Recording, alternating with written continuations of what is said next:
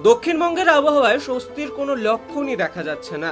অসহ্য গরমের সঙ্গে যুক্ত হয়েছে মাত্রাতিরিক্ত আর্দ্রতা, যার ফলে সাধারণ মানুষের নাভিশ্বাস ওঠায় জোগাড় হয়েছে। আলিপুর আবহাওয়া দপ্তরের সূত্র অনুযায়ী এই সপ্তাহের শেষ দিকে দক্ষিণবঙ্গের বাসিন্দাদের এই চরম অস্বস্তিকর পরিস্থিতির মুখোমুখি হতেই হবে। বাতাসে জলীয় বাষ্পের পরিমাণ ক্রমান্বয়ে বৃদ্ধি পাওয়ার কারণে গরমের অনুভূতি বা রিয়েল ফিল সাধারণ তাপমাত্রার থেকে অনেক বেশি অনুভূত হচ্ছে। তবে দক্ষিণের এই হাসফাস অবস্থার ঠিক বিপরীত চিত্র ধরা পড়েছে উত্তরবঙ্গে। সেখানে ইতিমধ্যেই বর্ষার আমেজ শুরু হয়ে গিয়েছে।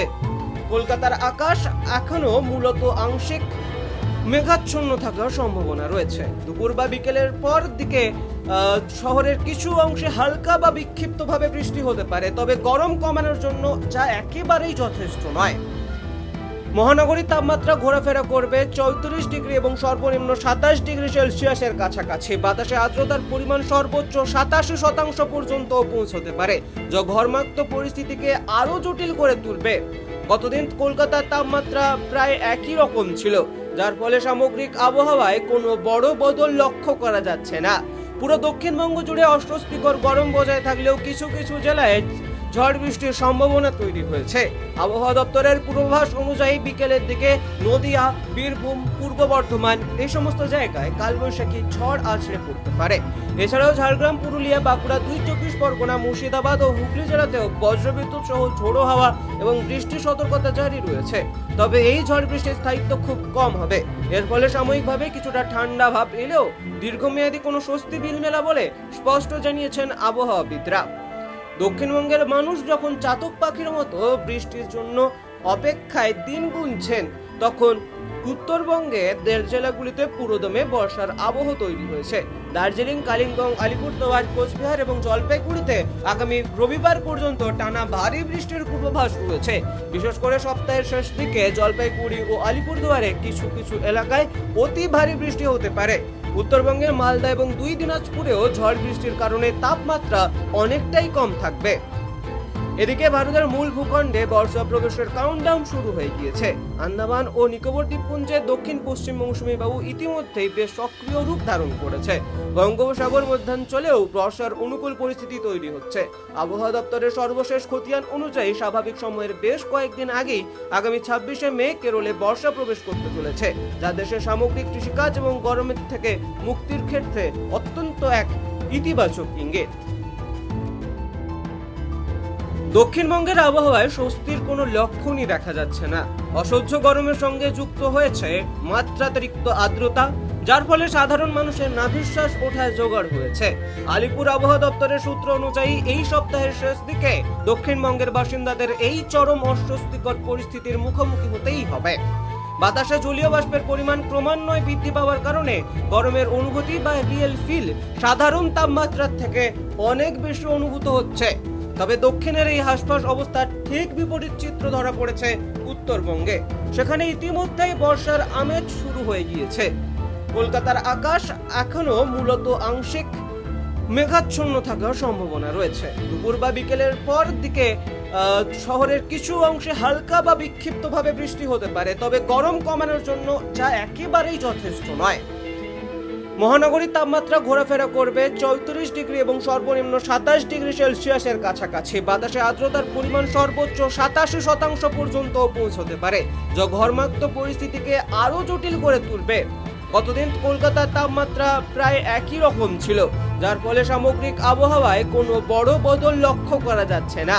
পুরো দক্ষিণবঙ্গ জুড়ে অস্বস্তিকর গরম বজায় থাকলেও কিছু কিছু জেলায় ঝড় বৃষ্টির সম্ভাবনা তৈরি হয়েছে। আবহাওয়া দপ্তরের পূর্বাভাস অনুযায়ী বিকেলের দিকে নদিয়া, বীরভূম, পূর্ব বর্ধমান এই সমস্ত জায়গায় কালবৈশাখী ঝড় আছড়ে পড়তে পারে। এছাড়াও ঝাড়গ্রাম, পুরুলিয়া, বাঁকুড়া, 24 পরগনা, মুর্শিদাবাদ ও হুগলি জেলাতেও বজ্রবিদ্যুৎ সহ ঝোড়ো হাওয়া এবং বৃষ্টির সতর্কতা জারি রয়েছে। তবে এই ঝড় বৃষ্টির স্থায়িত্ব খুব কম হবে।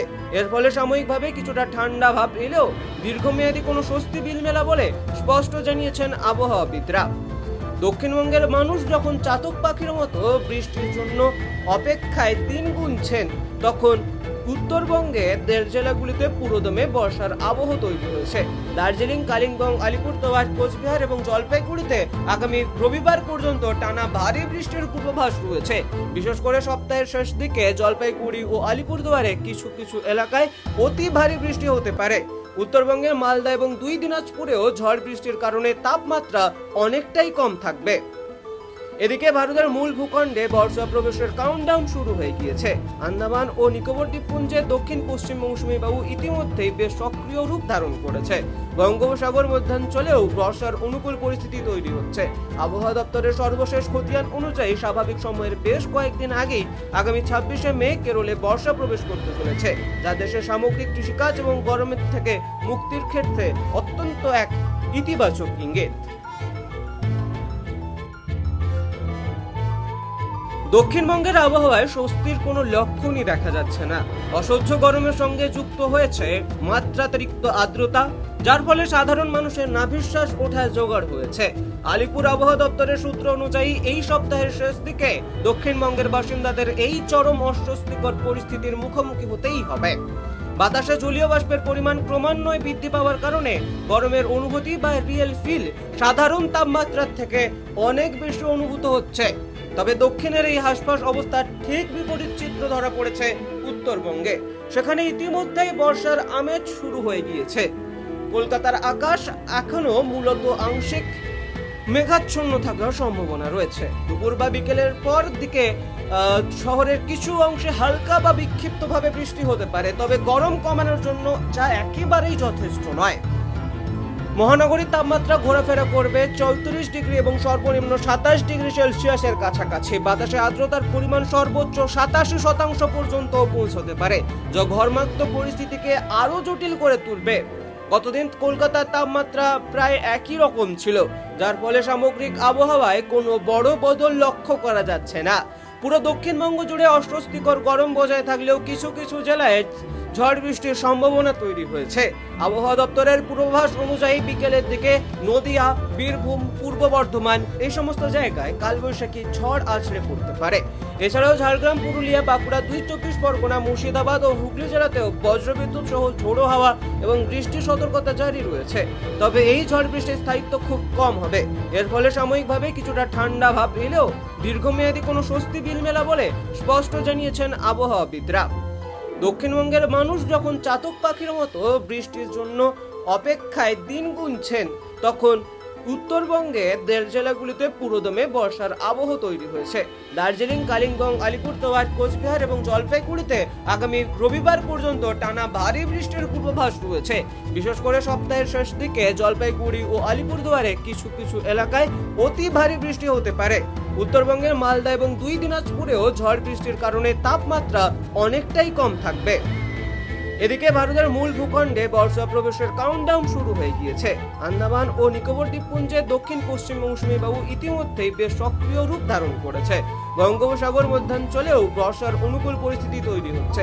আবহাওয়া দপ্তরের সর্বশেষ খতিয়ান অনুযায়ী স্বাভাবিক সময়ের বেশ কয়েকদিন আগেই আগামী 26শে মে কেরলে বর্ষা প্রবেশ করতে চলেছে, যা দেশের সামগ্রিক কৃষিকাজ এবং গরমের থেকে মুক্তির ক্ষেত্রে অত্যন্ত এক ইতিবাচক ইঙ্গিত।